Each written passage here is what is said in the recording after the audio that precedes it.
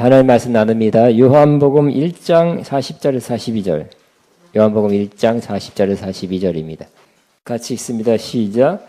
요한의 말을 듣고 예수를 따르는 두 사람 중 하나는 시몬 베드로의 형제 안드레라.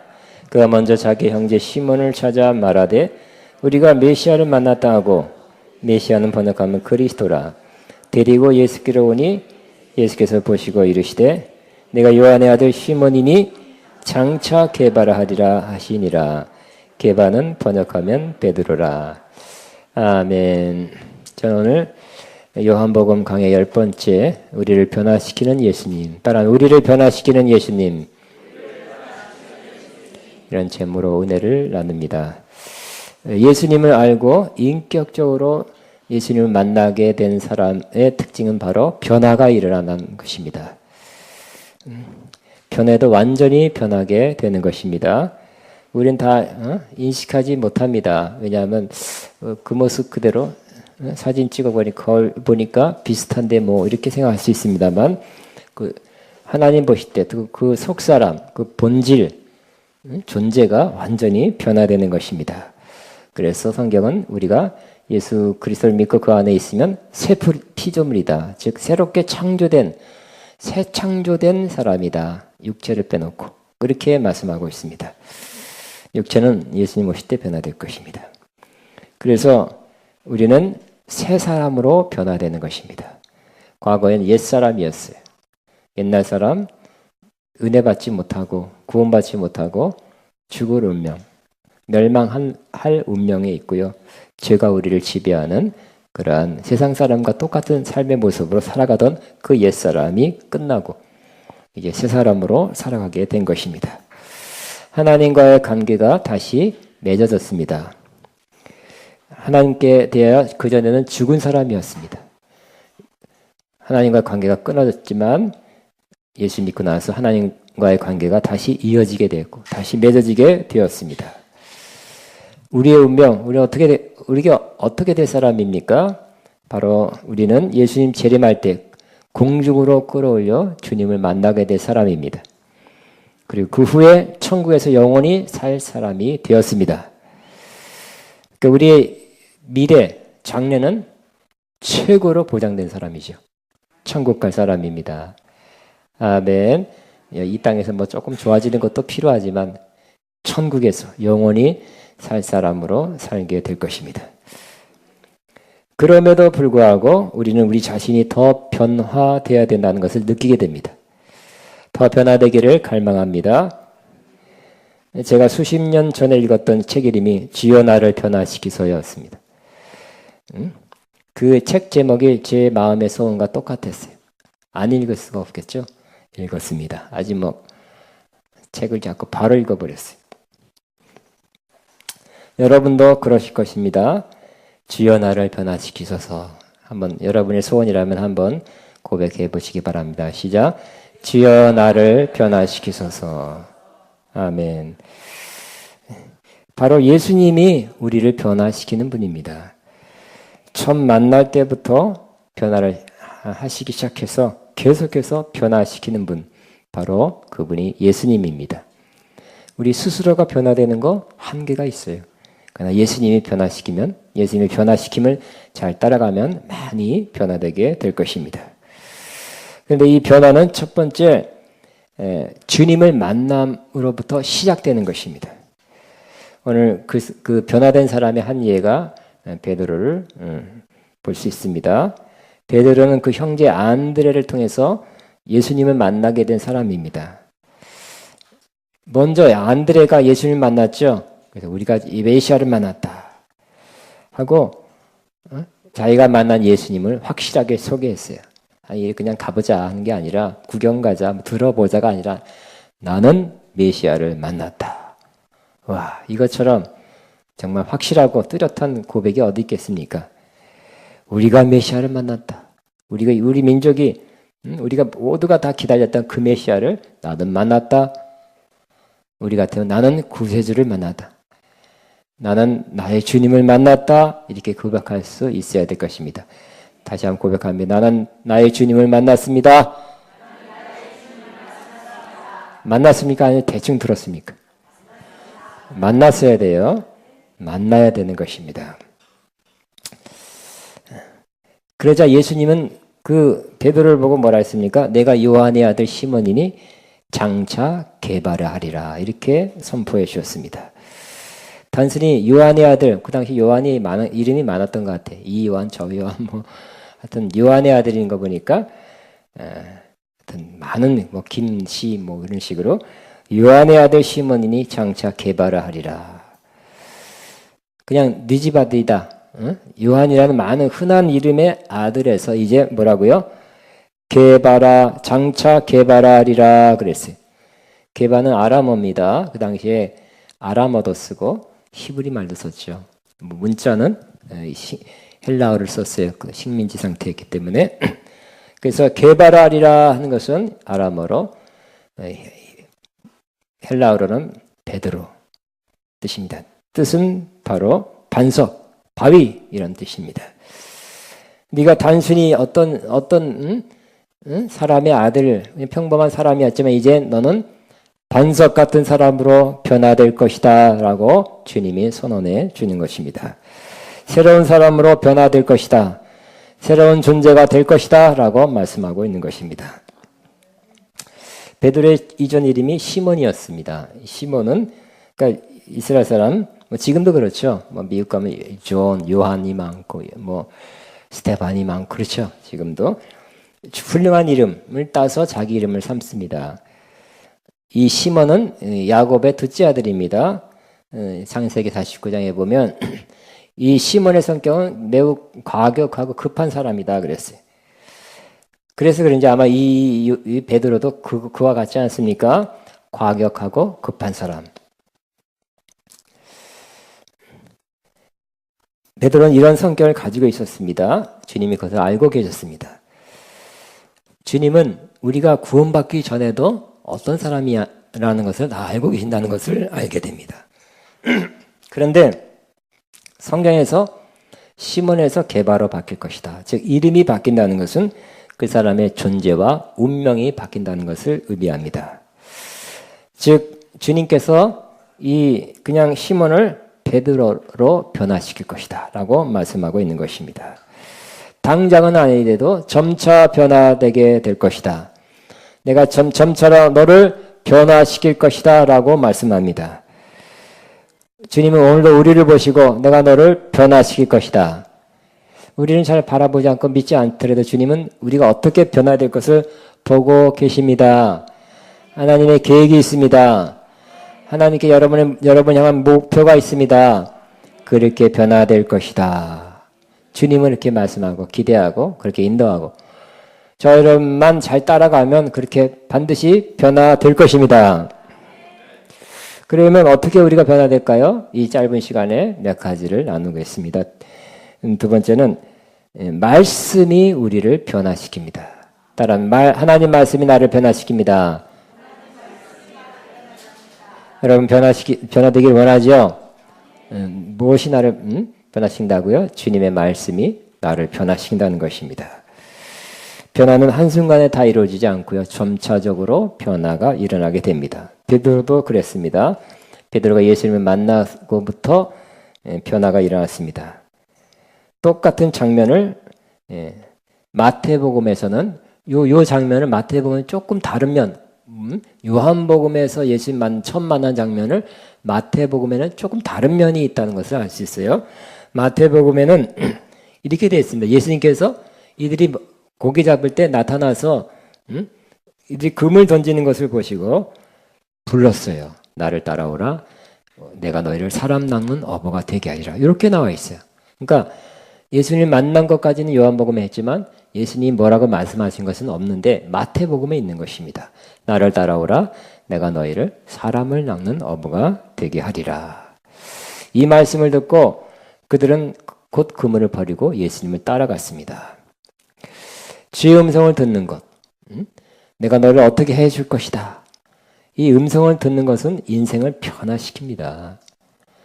여러분에게 하시는 하나님 말씀, 성경 말씀 혹은 주의 음성을 꼭 듣게 되시기 바랍니다.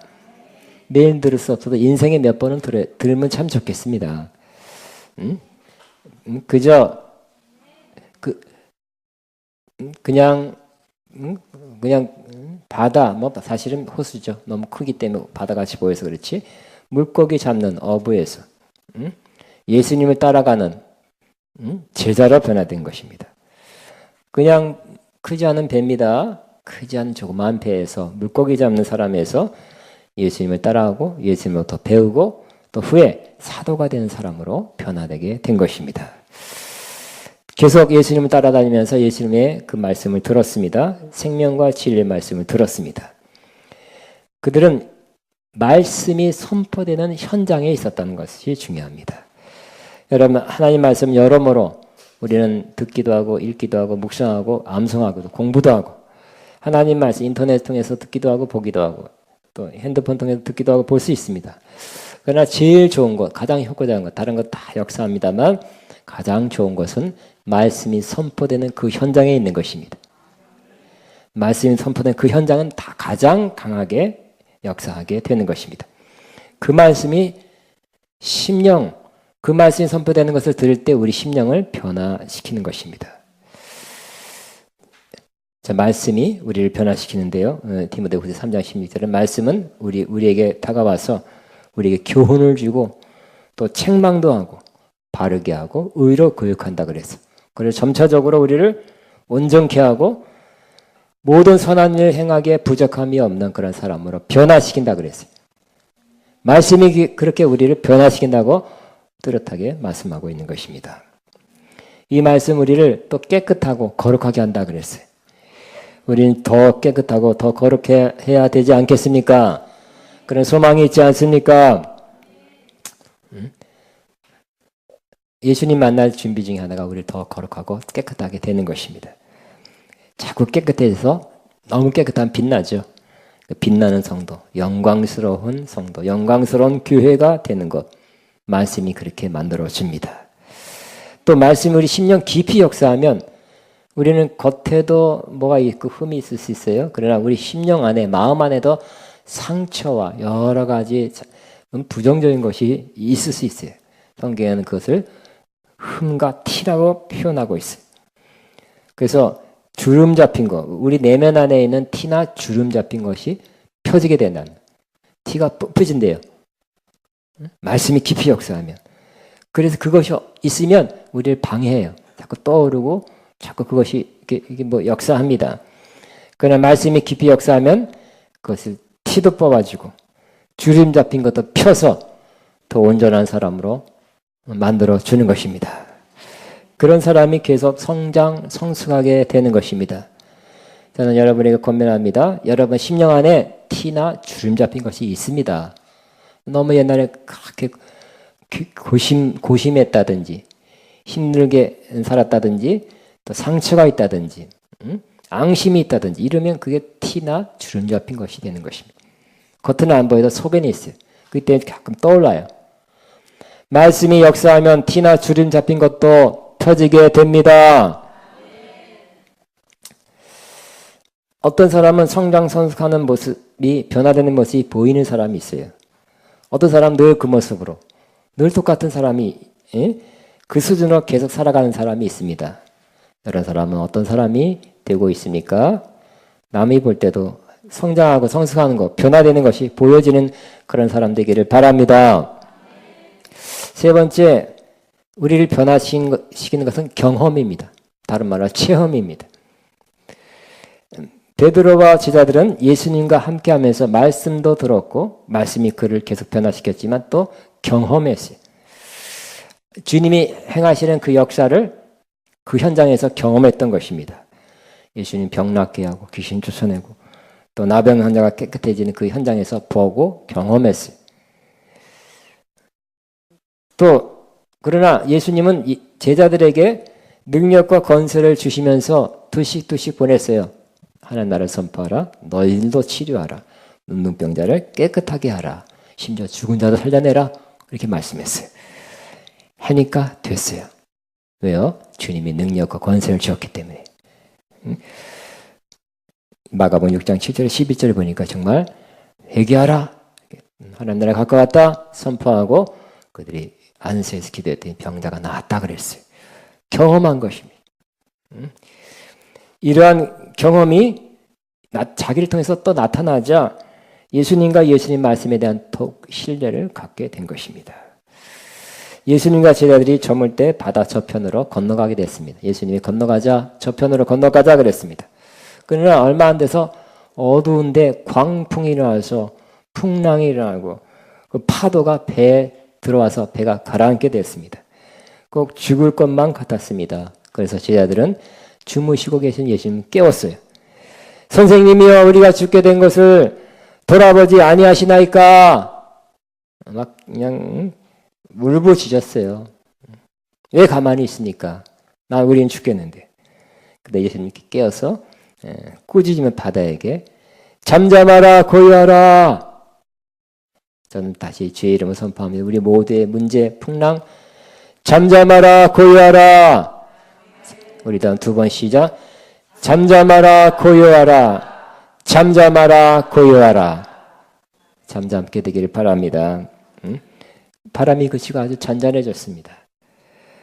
지극히 위험하게 보이는 현장에서 광풍과 파도를 잠잠하게 해서 무사히 바다 전편으로 건너가게 하시는 그 예수님의 능력을 경험하게 된 것입니다.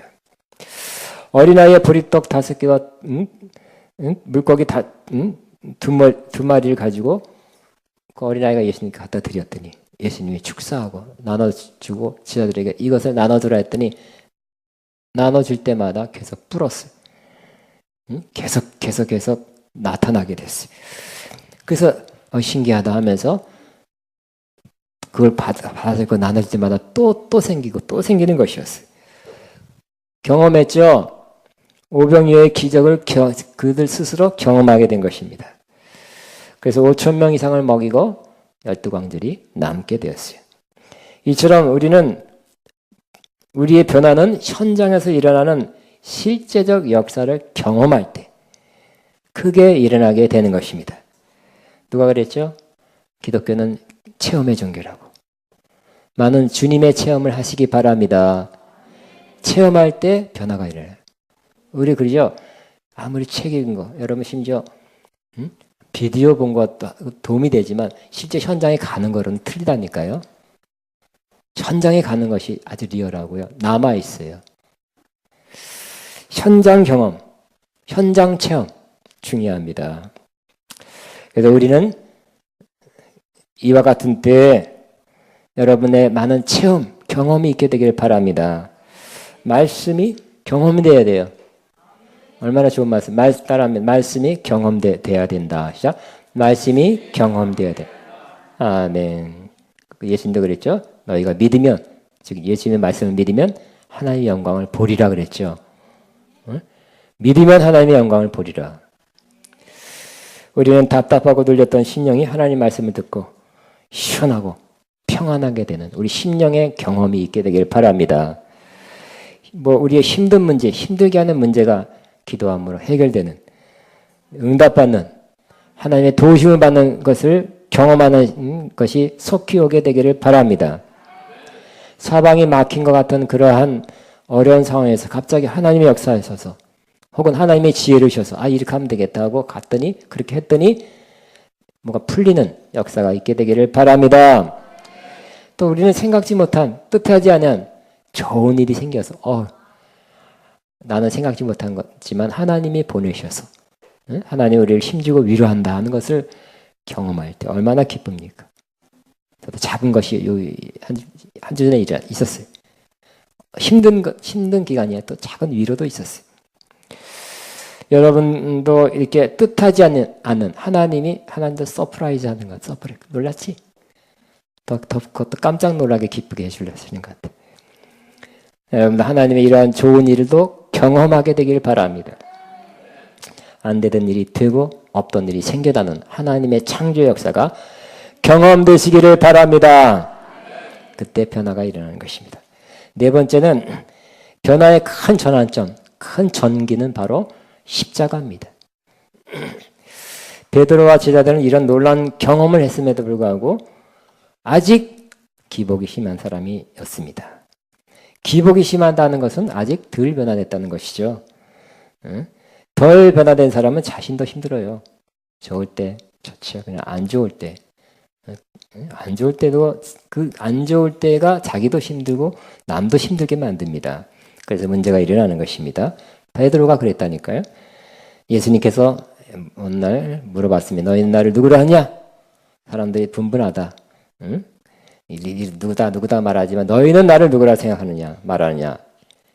베드로가 대답합니다. 주는 그리스도시요 살아계신 하나님의 아들입니다. 정답이죠. 어떻게 알았다고요? 육신, 혈육으로 아는 것이 아니라 바로 하늘에 계신 하나님 아버지께서 너에게 가르쳐준 것이다. 하나님 아버지께서 성령을 통해 너에게 가르쳐줬다. 너가 지금 성령의 역사로 말미암아 예수님에 대한 바른 고백을 했다고 극찬했어요. 그래서 그 다음 그 극찬한 그것을 근거해서 너는 베드로다, 반석이다. 내가 이 반석 위에 내 교회를 세우리니 음부의 권세가 이기지 못하리라. 교회의 반석이 된 거예요. 베드로의 이 신앙 고백이 앞으로 나타날 교회의 반석이 된 거예요. 그 위에 교회가 세워진대요. 최고의 축복이죠. 근데 조금 있다가 예수님께서 또 다른 말씀하시는데 내가 이제부터는 많은 사람을 사역하고 많은 사람 모아서 무슨 기적을 일으키지 않겠다. 이제는 예루살렘에 올라가서 고난받고 십자가에 죽고 3일 만에 살아나야 된다. 이 말씀했어요. 이게 인기도 끝이고 여러 가지 뭐 굉장한 역사와 또 굉장한 또 그 따라다니면서 굉장한 자리를 차지할 수 있다고 생각되던 그 상황이 확 변한 것입니다. 그때 베드로가 예수님을 붙잡고 항변했다 그래서 항변. 왜 그러십니까? 그랬던 거예요. 따진 것입니다. 그리 마옵소서 이 일이 결코 미치지 아니하리이다. 이거 일어나면 안 됩니다. 그랬어요. 우리가 따라다니는 목적 중에 하나가 함께 잘 되는 것이냐. 아마 그랬던 마음이 있던 것 같아요. 그때 예수님께서 뭐라고 했어요? 사탄아 물러가라. 너는 나를 넘어지게 하는 자로다. 너가 하나님의 일을 생각하지 않고 사람의 일을 생각한도다. 그랬어요. 사탄아 물러가라 그랬어요. 이렇게 또 아까는 극찬을 받았는데 지금은 여러분의 사탄이라 제가 여러분 사탄이라고 하면 어떻게 될까요? 신문에 날 거예요.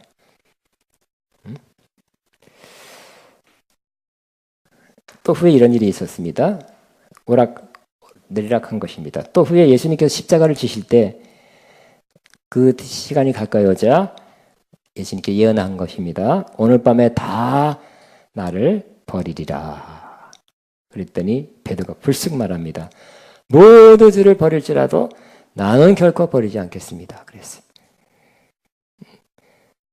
또 조금 있다가 내가 주와 함께 죽을지언정 주를 부인하지 않겠나이다. 예수님은 그렇게 예언했는데 나는 안 그러겠습니다. 그랬어요. 나는 그런 사람은 아니다. 그랬어요.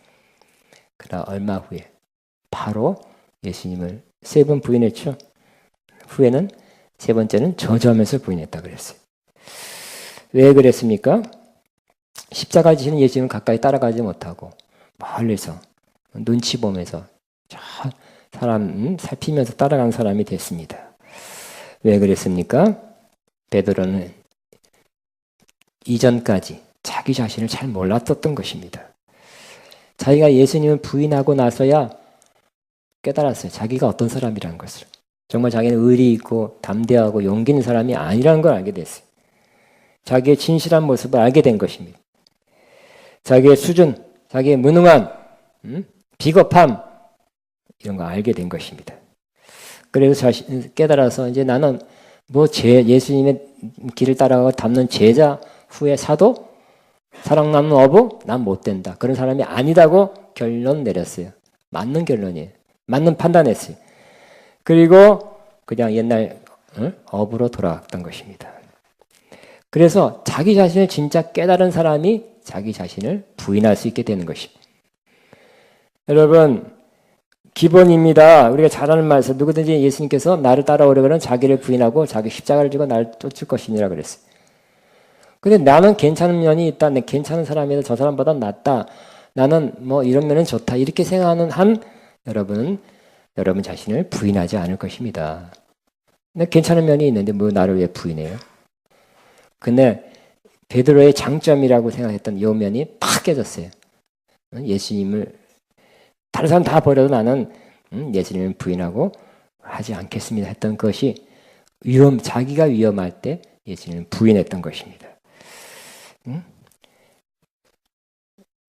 바로 이 사건, 자기를 진정으로 깨닫고 자기 자신의 그 무능함, 형편없음, 극단적 상황에서는 얼마든지 자기를 위해서는 예수님과의 관계도 어떻게 좀 이렇게 숨기거나 부인하거나 이렇게 안 좋게 말할 수 있는 사람이란 그 자기 자신의 진면목을 알게 되자 나는 이런 사람이라는 걸 깨닫고 자기 자신을 이제 부인할 수 있는 사람이 된 것입니다. 첫 말씀을 들을 때는 몰랐어요. 다 깨닫지 못했어요. 그러고 싶지도 않았어요. 그럴 필요가 없다 생각했어요. 그러나 그 경험에서 예수님을 부인하는 그 경험에서 자기 자신을 알고 자기 자신을 부인하는 사람이 된 것입니다. 그런데 그것이 바로 예수님이 원했다. 하나님이 원했던 그 고백, 그 깨달음이었어요. 자기 자신을 아는 거, 자기 자신의 진실한 모습을 아는 거, 형편없는 것과 무능한 것과 정말 자기 자신, 자기 성격인 자기 스타일, 자기 뭐가 정말 부인돼야 될 사람, 거부돼야 될 그런 존재라는 것을 깨닫는 것을 깨닫게 되길 주님이 기다리신 것입니다. 주님이 그 다 이미 아셨고요. 깨달을 자 다시 주님이 찾아오셨죠. 다시 회복해 주시고 다시 새 사명을 주신 것입니다. 우리도 그렇습니다. 진정으로 자신을 깨닫는 사람 되기를 주님은 기다리십니다. 그래야 자기 자신을 부인하죠. 그런 사람이 난 죽었다, 죽은 사람이다 하고 십자가를 지는 것입니다. 그런 사람이 바로 변화의 전환점, 바로 전환점을 맞이해서 그때부터 진정한 변화가 이루어지게 되는 것입니다. 그러나 우리는 자기 능력 부인해야 됩니다. 자기 자랑, 자기 사랑, 자기 의지, 자기 연민, 자기 고집, 자기 감정, 자기 판단, 자기 중심, 자기 경험, 자기. 제일 가까운 적이 바로 자기예요. 가장 가까운 적이 바로 자기예요. 자기를 부인해야 바로 그리고 난 죽었다 하고 십자가를 지고 가는 사람에게 변화가 시작됩니다. 그러지 않으면 오르락내리락 한다니까요. 성령의 도구가 됐다가 사탄의 도구가 됐다가 이런 사람이다 했다가 의리산에 갔다가 예수님을 또 저주하고 부인한 사람, 오르락내리락 한 사람. 여러분 오르락내리락 하지 않습니까? 오르락내리락 하는 거 이제 쉽지 않습니까? 꾸준하고 견고하고 바위 같은 사람 되고 싶지 않습니까? 그럼 다 자기를 부인하고 자기 십자가를 지는 사람이 됐을 때야 자기가 의지를 이를 악물고 바위 같은 사람이 되리라 하고 바위가 되는 게 아니라니까요. 여러분 그런 능력이 없다는 걸 빨리 깨달아야 돼요. 자기 능력 의지하면 안 됩니다. 응? 자기 지식 의지하면 안 돼요. 나는 그런 사람이다 하고 나는 그래도 어디가 있어. 나는 그래도 마음 먹으면 해. 이런 것도 다 자기 과신이에요. 땡. 그만하시기 바랍니다. 너무 어려우면 자기 부인해요. 그런 거 다 포기해요.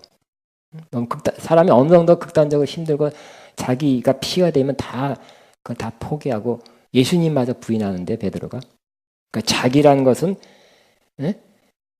계산해야 되고 아니면 신뢰해도 안 되고 개선하면 되겠죠. 다음엔 잘하겠지. 그런 마음 품으면 끝까지 바위가 못 됩니다.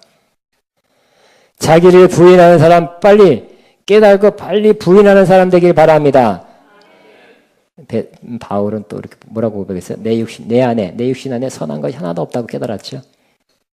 난 착한 사람이다가 아니라 내 안에 선한 것이 하나도 없다고 깨달아서 로마서에 고백을 하고 있습니다. 그러므로 여러분 자기를 부인하고 자기 십자가를 지은 사람이 되면 이제 나는 그런 사람 못 되니까 내려놓은 겁니다. 그러니까 주님이 사로잡았어요. 주님이 사로잡고 주님의 성령이 사로잡아서 반석 같은 그런 사람이 된 것입니다. 그래서 마지막으로 변화의 능력은 성령님이십니다. 50일 후에 베드로는 성령 충만받았죠. 그는 내적으로 변화될 뿐만 아니라 외적으로 뜨겁고 견고한 사람이 됐습니다. 얼마나 달라졌는지.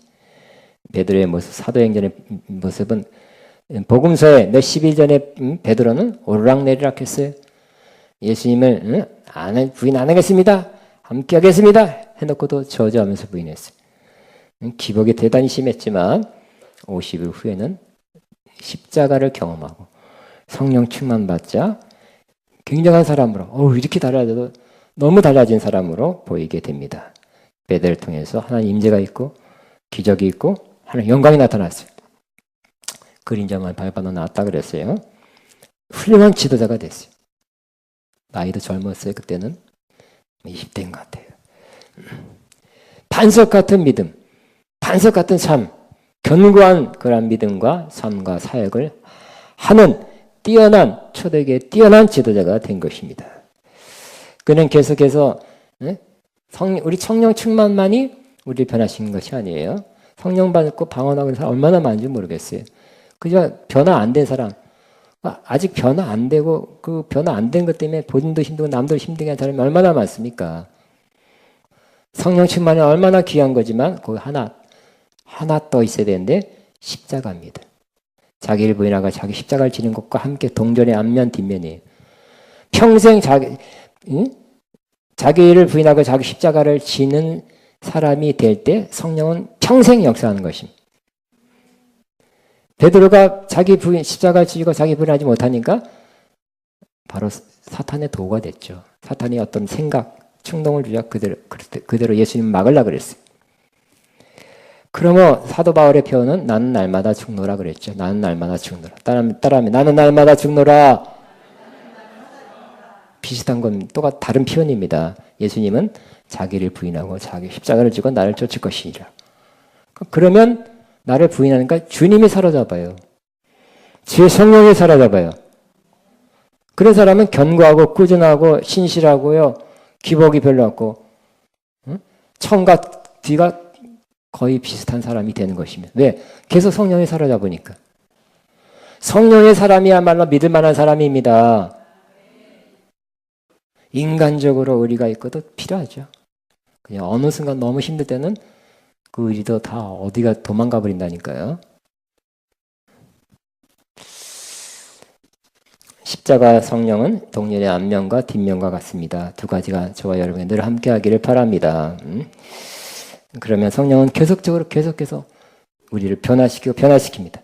성령 받을 때 얼마나 우리가 변화되는지, 그러나 아직 변화될 것이 많다는 걸 깨닫고 있죠. 계속 변화되는데 주님이 뭘 향해서 변화시킬까요? 바로 주님을 닮게 하는 그 모습으로, 그 방향으로 우리를 변화시킵니다. 우리가 주님을 바라봅니다. 그렇다고 이렇게 허공을 바라보는 게 아니라 말씀 안에 있는 주님, 혹은 이전에 경험했던 주님, 성경 말씀 안에 있고 들었던, 알고 있는, 경험했던 주님을 계속 바라보면 바로 성령님은 우리를 계속 주님 닮은 모습으로 변화시킨다고 말씀하고 있습니다. 고린도후서 3장 18절입니다. 표준 세번역으로 읽으면 우리는 모두 너울을 벗어버리고 주의 영광을 바라봅니다. 이렇게 해서 우리는 주님과 같은 모습으로 변화하여 점점 더 큰 영광에 이르게 됩니다. 이것은 주의 성령이신 주님께서 하시는 일입니다. 이렇게 변화하고 있습니다. 우리가 이 땅에 살아가는 목적, 의미 무엇입니까? 주님 볼 때 왜 우리를 살아가게 하십니까? 여러분 부자 되게 하려고요? 여러분 이름이 다 높여 뛰어나게 하려고요? 뭐 먹고 싶은 거 다 먹고 가보고 싶으면 다 가게 하려고 하시는 겁니까? 아니죠. 우리가 이 땅에 살아있는 목적, 목숨이 있는 목적은 바로 살아있는 동안 주님을 닮은 사람이 더 되고 오라 하는 말씀입니다. 살아있는 목적, 여러분이 다 지금 주님 닮은 사람으로 변화되는 그러한 시간을 주는 겁니다. 주님이 그것을 향해서 우리를 인도하고 있고 계속해서 교회 사역을 통해서 말씀을 듣게 하고 또 공동체 안에서 서로 돕게 하고 또 부탁시키도 하면서 성령님이 역사해서 우리를 점점 주님을 닮아가게 하고 있습니다. 그러면 우리는 날마다 아직 덜 변화됐으니까, 아직 변화될 것이 있으니까 주님, 아까 그 책 이름처럼 주님 나를 변화시키소서 이렇게 기도해야 될 것입니다. 그러면 주님이 변화시켜 주실 것입니다. 따릅니다. 주님 나를 변화시키소서. 한 번 더 진심으로 주님 나를 변화시켜 주옵소서. 주님 우리를 변화시켜 주옵소서. 주님이 그렇게 하실 것입니다. 우리 기도하겠습니다. 주여 나를 변화시켜 우리를 변화시켜 주옵소서. 주님 닮게 하옵소서. 성장 성숙하게 하옵소서. 온전하게 하옵소서. 주님 보기 기뻐하는 모습으로 변화되게 하옵소서 하고 주여만 하고 기도합니다. 주여 시작하나나나바바. 주님 감사합니다. 감사합니다.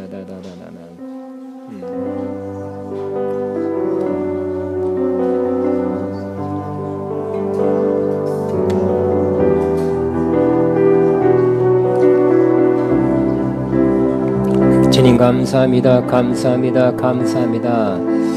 샤칼라라라라라라라라라라라라. 주님 감사합니다. 감사합니다.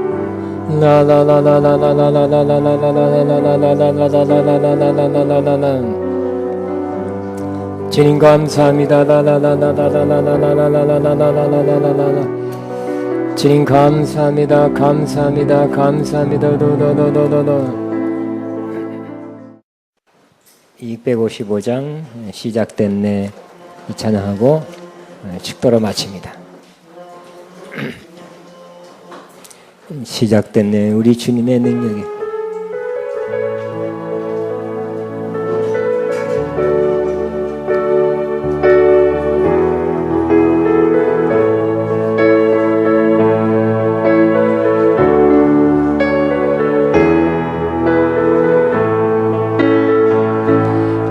시작됐네 우리 주님의 능력이 나의 삶은 다스리고 새롭게 하네.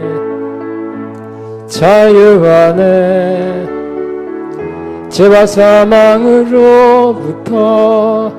나의 삶은 변하거나 충만하네. 은혜로다 주의 은혜 한량없는 주의 은혜 은혜로다